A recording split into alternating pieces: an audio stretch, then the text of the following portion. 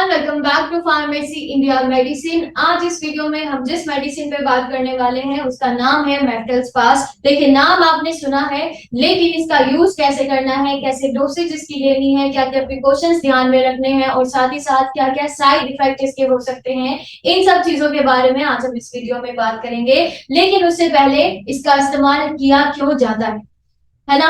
देखिए, पीरियड ग्राम ये एक ऐसा वर्ड है जिससे हर एक वुमेन को गुजरना ही होता है और क्या क्या इससे समस्याएं आती है। देखिए, घर में उठने में बैठने में दिक्कत होती है, घर का काम करने में प्रॉब्लम होती है, बच्चे आप नहीं संभाल पाते हैं और साथ ही साथ जो जॉब है, ऑफिस है, उसमें काम करने में प्रॉब्लम्स आती है। तो इन सारी चीजों का सामना करना होता है जब बहुत ही बहुत ही ज्यादा पीरियड क्राम्स होते हैं। चलिए, तो कैसे हमें थोड़ी बहुत राहत मिल सकती है इस मेफ्टल्सपास से, ये हम जानेंगे आज इस वीडियो में। लेकिन उससे पहले आप सब ये सोच रहे होंगे कि क्या इसके अंदर ऐसी चीजें प्रेजेंट होती हैं जिसकी वजह से ये असरदार होती है। देखिए, जो सबसे पहली चीज इसके अंदर प्रेजेंट होगी उसका नाम है डायसाइक्लोमीन। ये एक कोलिनर्जिक है जो कि स्टमक में इंटेस्टाइन की जो मसल्स होती हैं उनके रिलैक्सेशन में काम करता है। साथ ही साथ जो क्रैम्प्स और ब्लोटिंग जैसी समस्याएं होती हैं उनसे भी राहत दिलाता है। जो दूसरी चीज इसके अंदर प्रेजेंट होती है वो है मेफिनमिक एसिड, जो कि एक NSAID है, यानी non steroidal anti inflammatory drug, और जिसका काम होता है केमिकल मैसेंजर की जो रिलीज होती है उसको ब्लॉक करना, जिसकी वजह से जो कि क्रैम्प्स होते हैं, पेन होता है और जो स्वेलिंग होती है वो कम हो जाती है। ठीक है, चलिए, इसके बाद जो हम बात करने वाले हैं वो है इसके यूजेस, किस किस प्रॉब्लम्स में इसका यूज किया जा सकता है। तो जो सबसे इम्पोर्टेंट है वो है मेंस्ट्रुअल पीरियड क्रैम्प। ये हर एक महीने होती है, मंथली प्रॉब्लम है और इसमें यूज किया जा सकता है मेफ्टल्सपास का।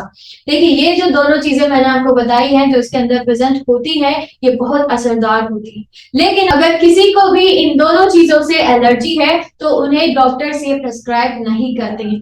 ठीक है, इसके बाद जो दूसरा यूज है वो है इरिटेबल बोवल सिंड्रोम, जैसे कॉन्स्टिपेशन, लूज मोशन, इन सारी चीजों में भी यूज किया जा सकता है मेफ्टल्सपास का।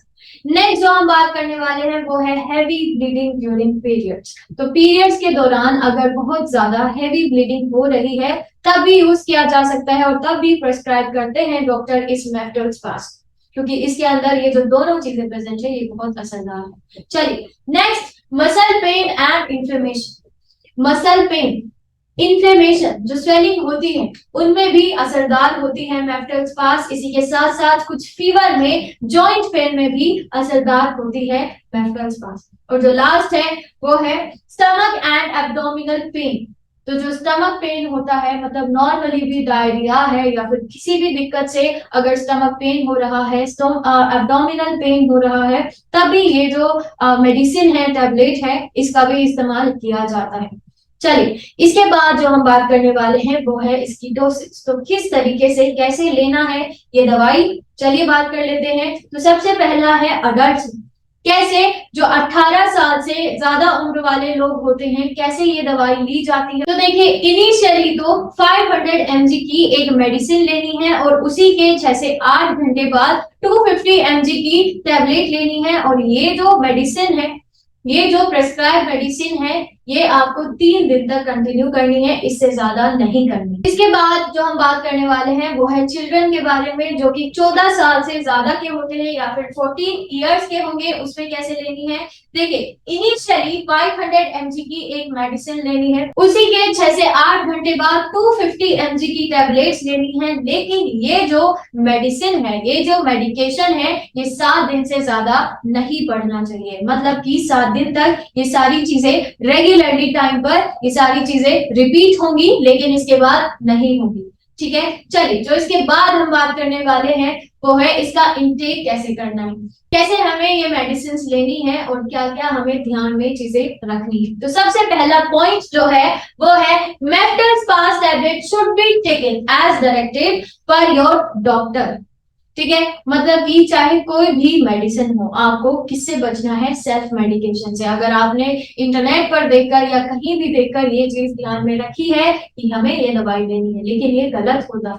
आपको सबसे पहले डॉक्टर के पास जाना है, उन्हें चेक करवाना है, वो जो दवाई बताएंगे वही चीज आपको लेनी है, या फिर जो आपके फार्मासिस्ट है उनके पास जाइए, वो जो दवाई बताते हैं, जो दवाई प्रिस्क्राइब करते हैं, वही दवाई आपको लेनी है। खुद से कोई भी दवाई, कोई भी मेडिकेशन नहीं लेनी चाहिए, ठीक है, उनसे बहुत सारे कॉम्प्लिकेशंस बढ़ सकते हैं।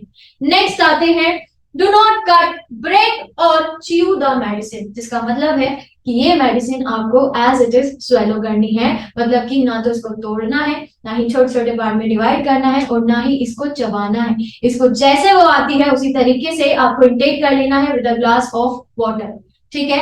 नेक्स्ट जो हम बात करने वाले हैं वो है कि आप इसको खाने के साथ भी ले सकते हैं, साथ ही साथ खाने के बाद भी ले सकते हैं, लेकिन खाली पेट इस मेडिसिन को नहीं लेना है, क्योंकि ऐसी चीजें हो सकती हैं जैसे स्टमक पेन है, डायरिया है, तो ये सारी चीजें हो सकती हैं अगर आप इसको एम्प्टी स्टमक लेते हैं, खाली पेट लेते हैं तो। चलिए, it would be best if you took it as a fixed time of optimal result, जिसका मतलब है कि अगर आप एक टाइम फिक्स कर लें कि हमें इस दिन ये मेडिसिन लेनी है, ठीक है। अगर आप उसी उसी जो आपका टाइम टेबल है उसी के अकॉर्डिंग आप ये दवाई ले रहे हैं, तब ये असरदार होती है, और बाकी तो आपको डॉक्टर है ही। आपको सबसे पहले डॉक्टर के पास जाना है, उनसे पूछना है कि बताइए हमें ये मेडिसिन कब कब और कितनी लेनी है, उससे ना ही ज्यादा ले और ना ही कम ले, क्योंकि ज्यादा लेंगे तब भी कॉम्प्लिकेशंस आ सकते हैं, और अगर कम लेंगे तब भी कॉम्प्लिकेशंस आ सकते हैं। तो यहाँ पर डॉक्टर का बहुत बड़ा रोल है। इसके बाद, do not consume it more than that prescribe by your doctor, यानी जितना डॉक्टर ने बताया है सिर्फ उतनी आपको दवाई लेनी है, उसी के अकॉर्डिंग लेनी है, और टाइम भी बताते हैं कितनी लेनी है, कब लेनी है, तो उसी के अकॉर्डिंग दवाई लेनी। इसके बाद आपके दिमाग में कुछ क्वेश्चंस उठ रहे होंगे, और वो क्वेश्चंस मैं जानती हूँ कि किस तरीके के वो क्वेश्चन होंगे। सबसे पहला जो क्वेश्चन उठ रहा होगा वो है, can I take Meftal Spas during pregnancy? क्या प्रेगनेंसी के दौरान मेफ्टल्स पास ली जा सकती है? तो जवाब है नो, क्योंकि ये जो मेफ्टल्स पास होती है इसके अंदर कुछ जो चीजें प्रेजेंट होती हैं, जैसे डाइसाइक्लोमीन है ना, दूसरी जो चीज है दैट इज मेफेनेमिक एसिड है, तो ये जो चीजें हैं ये फीटस के लिए हार्मफुल भी हो सकती है ना, तो आप अवॉइड करिए इन मेडिसिन को लेना ड्यूरिंग प्रेगनेंसी। चलिए, उसके बाद दूसरा है, can I take Meftal Spas tablet with breast feeding? ये भी नहीं, क्योंकि ब्रेस्ट फीडिंग, ये चीज समझिए कि अगर आप ब्रेस्ट फीडिंग भी कर रहे हैं और साथ ही साथ मेफ्टल्स पास भी ले रहे हैं, तो हो सकता है, ये चांसेस हैं कि ये जो मेफेनेमिक एसिड है ये मदर के थ्रू फीटस में चला जाए, मदर के मिल्क के थ्रू फीटस में एंटर हो जाए, और वहां पर बहुत सारी दिक्कतें ये पैदा कर सकता है। तो बचिए, या तो जब ब्रेस्ट फीडिंग करते हैं तब मेफ्टल्स पास बंद करिए, या फिर अगर आप मेफ्टल्स पास ले रहे हैं तो ब्रेस्ट फीडिंग बंद करिए, ठीक है। इसके बाद जो थर्ड क्वेश्चन बनता है वो क्या है, is it safe to prescribe this medicine to people with high और लो ब्लड प्रेशर? अगर किसी को हाई या फिर लो ब्लड प्रेशर की दिक्कत है तो तब मेफ्टल्स पास लिया जा सकता है या फिर नहीं? तो इसमें भी जवाब है नो, ये मेडिसिन जो है ये नहीं लेनी चाहिए अगर किसी को हाई ब्लड प्रेशर की प्रॉब्लम है, साथ ही साथ लो ब्लड प्रेशर की प्रॉब्लम है ना, क्योंकि इसकी वजह से फ्लूइड रिटेंशन भी हो सकता है, जिसकी वजह से ब्लड प्रेशर हाई भी होगा। तो अगर किसी को हाइपरटेंशन है या फिर हाइपोटेंशन है तो बचे मेफ्टल्स पास लेने से, ठीक है। चलिए, इसके बाद बात करते हैं कि क्या क्या इसके साइड इफेक्ट्स हो सकते हैं, क्या क्या इससे प्रॉब्लम्स दिख सकती हैं, लेकिन ये जो भी साइड इफेक्ट्स हैं ये अपने आप ठीक हो जाते हैं, 3 से 4 दिन बाद ये अपने आप ठीक हो जाते हैं। जैसे सबसे पहला जो होगा वो है नोजिया, यानी वॉमिटिंग आने जैसा लगना, है ना, वॉमिटिंग आती नहीं है लेकिन उसके जैसा लगता है, उबकाई जिसे बोलते हैं। उसी के बाद वॉमिटिंग वॉमिटिंग भी हो सकती है।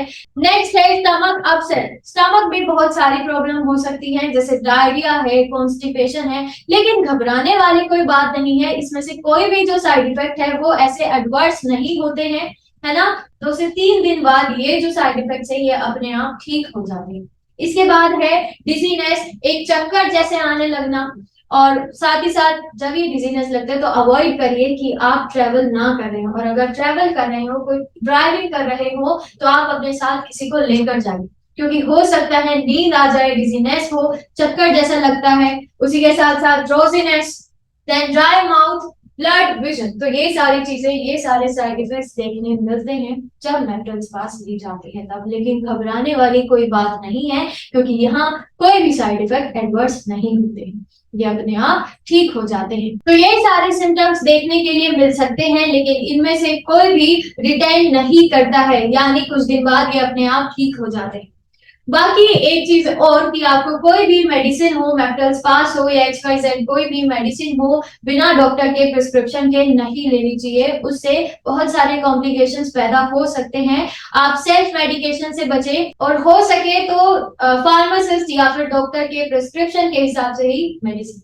तो चलिए, आई होप आपको ये वीडियो बहुत ही मददगार साबित हुई होगी। ऐसी ही मेडिसिन से रिलेटेड वीडियोस के लिए stay tuned with pharmacy India medicine. तब तक take care and thank you.